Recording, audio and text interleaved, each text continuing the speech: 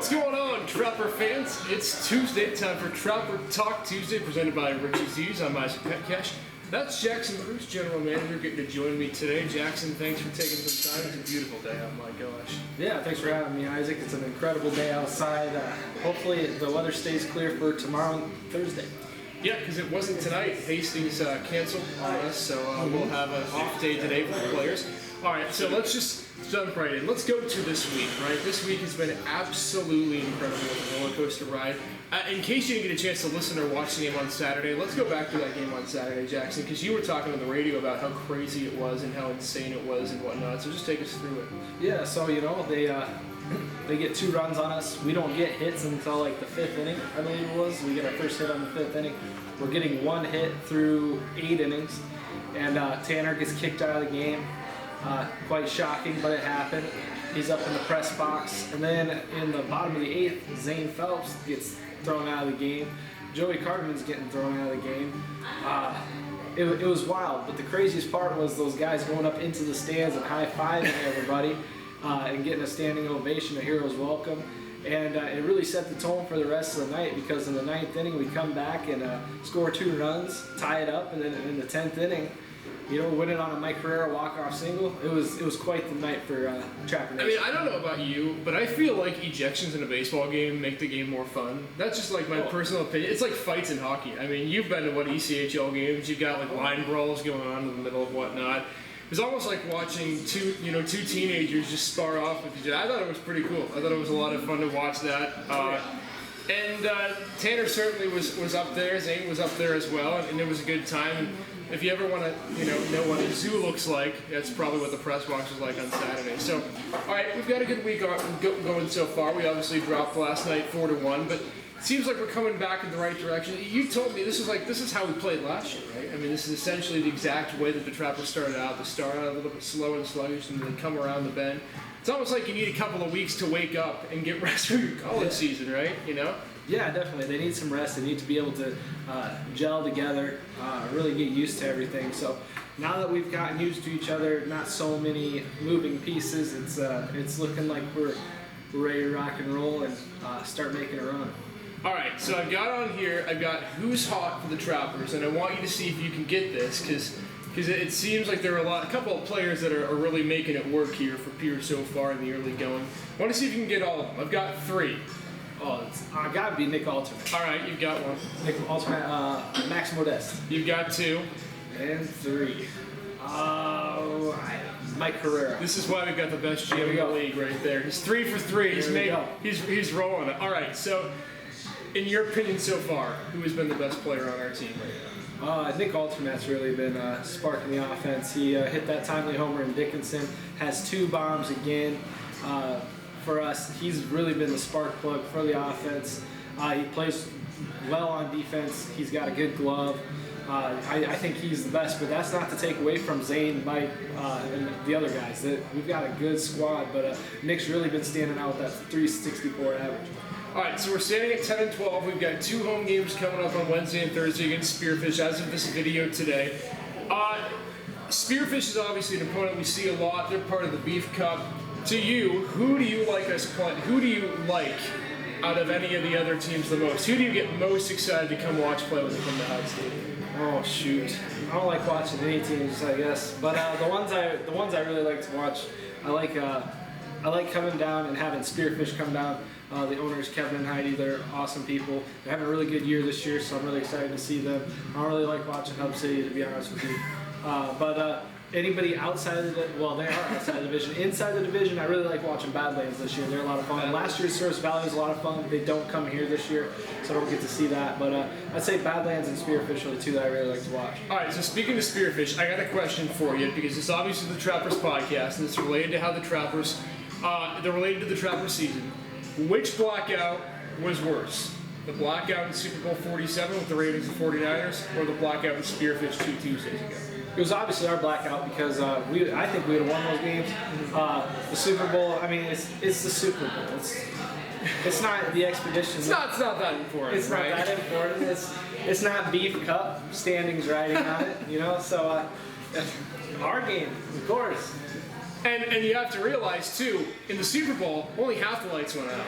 all whites went out there. So it's Right. almost like 100% to 50% kind of thing. Exactly, much worse. All right, so the next thing I gotta ask here. So every single week in part of this show, sponsored by Richie Cheese, we're gonna do what's called a bold prediction and lock of the week. So before we get to the end of this year, I want to ask you really quickly. I've got a bold prediction. I've got a lock of the week. This can cover the whole Expedition League. It can cover us. It can't cover us. It's whatever you want. I want a lock of the week for you right now. Tuesday through Sunday, give me one lock of the week that you can guarantee is going to happen. Guarantee is going to happen? Guarantee. For this week, all across the league. All across the league. A lock that's going to happen. Let's go with Casper is going to go. Only going to have one loss this week. One loss this week. Yes. See the score last night? Yeah, 12-5. They're off to a good They're start. off to a good start, and that's what I like. Stover over there is a good coach, from what I've been told, and Casper's due for some wins after last year. We don't play Casper this year. We don't. That's why they can win all they want. That's why they can win all they want, right? Because it doesn't make a difference for us. All right, Exactly. bold prediction for you. I want to hear something crazy out there. Bold Crazy prediction. out there. Bold prediction. Zane Phelps hits 3 home runs. This week. This Three. week. All right. Double or nothing. What days is he hitting them? Double or nothing. He hits one tomorrow. Tomorrow. Okay, that's all right. Wednesday at home. He hits one Thursday at home. Thursday at home. So 2 in a row. And then he's going to hit one Saturday in Hastings. Hastings is a big ballpark, but if there's anybody who can do it, it's Zane. All right. So that's your bold prediction. All right. You ready for this? Lock the week. Lock of the week. Here we go. Source Valley in our division, currently ahead of us at the moment. It's going to have a losing record by the end of the week. So you say Source Valley's going to have a... Source Valley by the end of the week is going to have a losing record. That is my lock of the week. They've got 5 games on the road, and I don't know. They're kind of just at the moment they're kind of in the middle, kind of like us. So Yeah. All right, ready? Bold prediction. When you saw this before the show, this guy was going crazy, even more crazy than his pizza reviews. All right, Badlands this week will be shut out at least twice. At least 2 times. They put up 12 runs yesterday. They're, you know how teams are like due for a good week, or as a kid, if you have a bad week, you're on bad behavior. You're due for like a good couple of days. Badlands is due for a bad couple of days. Yeah, they have been good through class, and now it's time for them to misbehave a little bit. Yeah, I agree. All right, so predictions. Trappers record after this week. They're currently 10-12. They've got 6 more games to go. Obviously today at Hastings postponed, but you've got Spearfish tomorrow and Thursday, and then Hastings again 3 more on the road. You would like to think it'll be a doubleheader at some point Friday, Saturday, Sunday. Predictions of the record after this week: 10-12 with 6 more games left. 10-12 right now. I will go with give them 5 wins and 1 loss. It'll be 15-13. 15 and That'd be 13. a winning. That'd be a winning. I'm confident. I think we split with Spearfish, and I think we can sweep Hastings. All right, so let's look quickly at the divisions. Let's start with the Clark division. Obviously, we are in the midst of a stretch against, I think it's 12 or 13 games against the Clark division. All right, so one team that you think right now is the favorite to win the division, and one team that you think could be a dark horse in the Clark division to come out and win. The favorite in the division is Western Nebraska. They have to be every year. They have good pitching, they have good coaching, and those are 2 big things you need. The dark horse, I'm going with Casper. I'm high on Casper this year. They have good coaching. They look like they're having fun.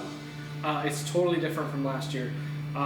Last year was a tough year for them. This year they're really rolling, and I think that by the end of the year, I think they could be the second half champs and play Western Nebraska in the playoffs. All right, Lewis division. Who's your favorite to win? Favorite to win right now, I'm taking the GM hat off here. I'm going to go Badlands. All right. The dark horse is obviously the Pier Trappers. Oh yeah. We are ready to rock. I think we could beat Source Valley. I know we can beat Hub City and Wee City. That's just the way I see it. And I'm excited to watch our guys play, and I think we can compete with Badlands. We haven't really gotten smacked by Badlands. No. Throughout the year, it's been close games. So I'm very excited to see what we can do. I think we got smacked one time, but you're due to get slapped around a little bit sometimes. So I think we can beat Badlands, and overall, I think we're the dark horse now. All right. Speaking of Badlands, my bold prediction, of course, they're due to get smacked around 2 in a row. All right. Next question for you: best and worst jerseys in the league. I've got my pick. And I'm very strong on this. Very, very key. I've always been a fan of uniforms.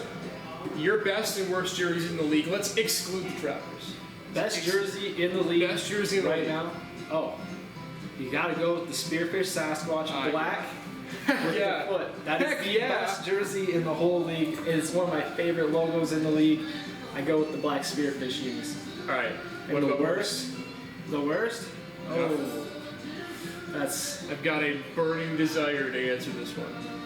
Badlands. The ones they wore, the navy and the red sleeves. Those ones? I like they're those not- ones. I don't like them. You don't like them? No. What about them?